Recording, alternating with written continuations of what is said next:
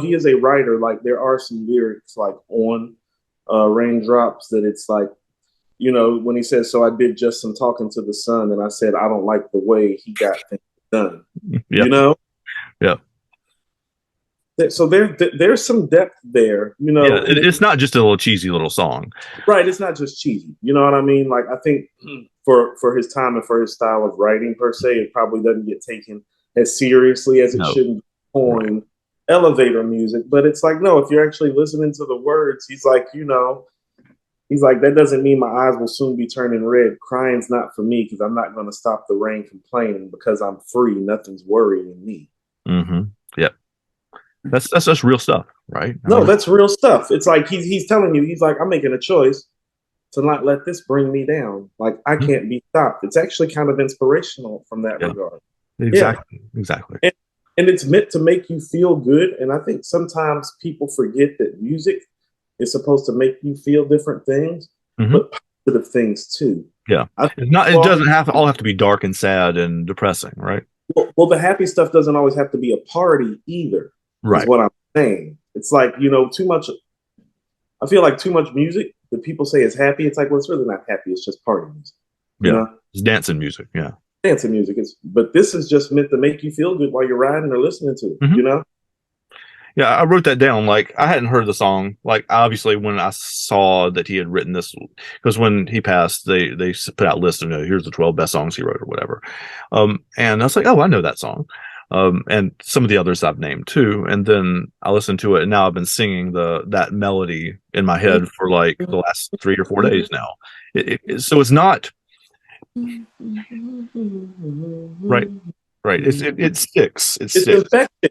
It's infectious. And that's One the of thing. Like when you compare this song to a lot of the Burt Bacharach songs, the ones I listed out, um, one of the things that's different about him is that, I mean, I didn't grow up listening to big band kind of music really, but this is one of those songs that, like, a lot of those songs don't stick in my head.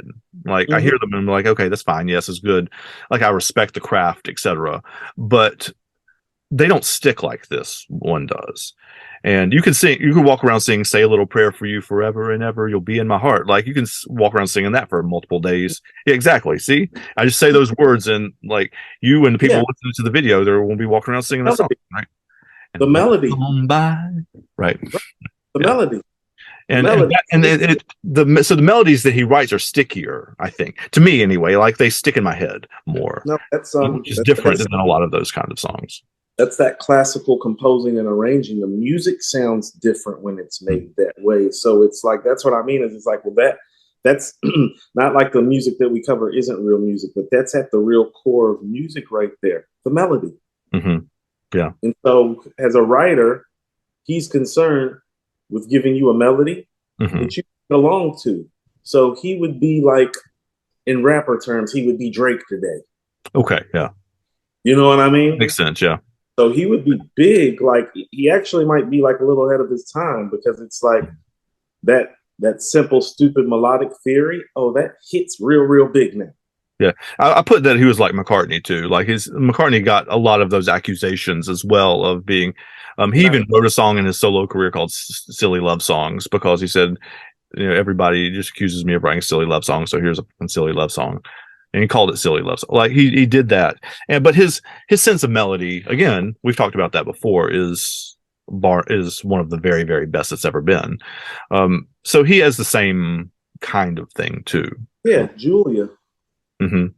Yeah, same thing going on. I'm glad that you kind of said that because I was kind of afraid too because it's like that's kind of venturing into different waters for me to make that kind of analysis. But melodically speaking, it's like when you're saying it coming around the same time as Abbey Road and the Hmm. Beatles. I'm like, well, who's to say he wasn't doing this melodic and tune wise to combat that, as in like an American composer and Yeah, songwriter. he's and people who like the Beatles like them often because of the melodies and the harmonies, right? I mean, that's the one of the foundational pieces of them, and so this is using those things too, Yeah. right? So it's like I've told you. It's like for me, the Rolling Stones is more of what I listen to regularly, Right. as in like in Sure. my like I ride around to that. The Beatles aren't necessarily my thing, Hmm. but I have an appreciation for music and for good Yeah. songwriting melodies. And it's like, oh, well, they check all those boxes in spades. And when people talk about like how good and how big they are, even though I prefer the Stones, I can totally see Yeah. what you're talking. Like it's right there in plain view for me to see. And so it's not complicated or complex. And that's what I mean when I'm saying it's in plain view to see. It's like, oh, no, no, no. These melodies, these hooks, the way Hmm. they're harmonizing, it's like, oh, no, no, no. I get it. I totally get it. It's just, Raindrops Keep Falling on My Head has like what, 3 hooks in it? 4? Like, I mean, different like melody mm-hmm. lines that stick, right? So it's, and one of the things I wanted to say too, though, at the same time, and I knew we were going to talk about the simple melodies and the simple stupid and the simple like it's those kind of things because they stick in your brain. But when you actually get down into these songs, both this one and like Close to You and some of the others that he's written, they're remarkably hard to sing and to play. Like if you're going, I mean, you can sing Raindrops Keep Falling on My Head. That part's not hard to sing, but the parts that come after that are not.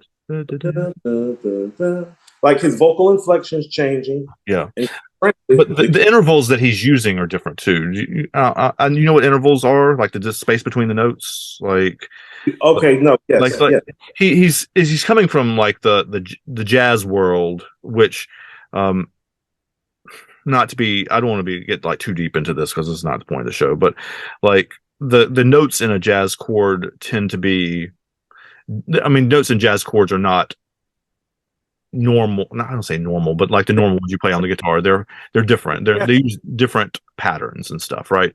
So he's playing with those an interval is like the space between notes.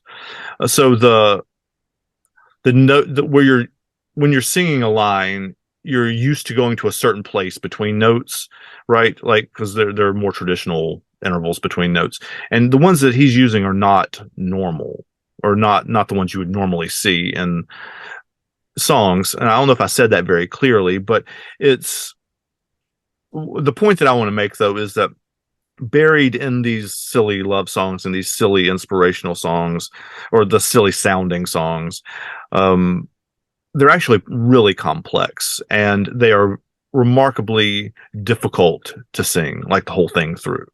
He's very much singing the way a rapper raps. Explain. So those intervals you're talking about where it's changing, that's what we would call in rap where he's flipping his words Okay. or he's changing the cadence of it to make it work. Biggie's notoriously great for that. Okay. For it's supposed to sound like this, but the way he flipped it, it's like, oh no, no, no. He just changed his whole.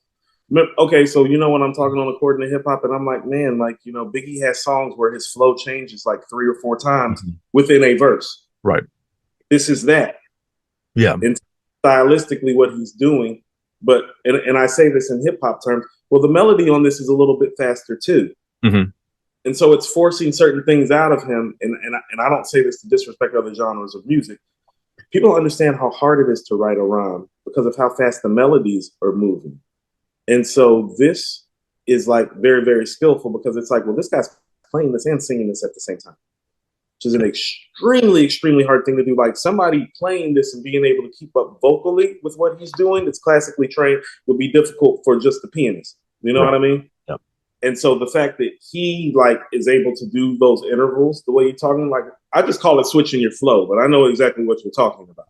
Yeah. It's like no. He didn't approach that meter and measure the way this one goes. Like this went like that way, like and then this one went like yeah. Mm-hmm.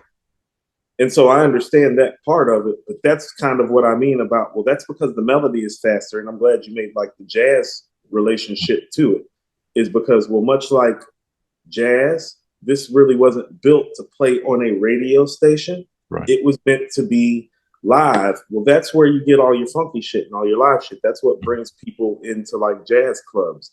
And so there's a little bit of everything to this, but I feel like the pace of the melody is kind of like helping him because it's challenging him, if that makes sense. Mm-hmm. to do more with his voice, to come up with something different, to kind of switch it up so that he's just not on my head. You know what I mean? Yeah. He's kind of got to make it funky and bounce around on those intervals that you're speaking of a little bit. It makes the song work.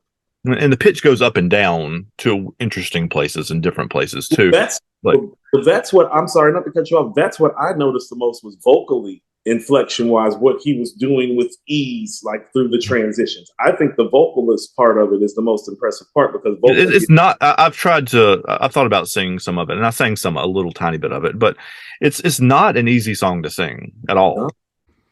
Hey y'all, thanks for making it to the end of this video. If you love this, check out this video right here. It's another one that where Coop and I are talking about how two songs go together that you wouldn't maybe think go together. So thanks for hanging out. We'll see you next time.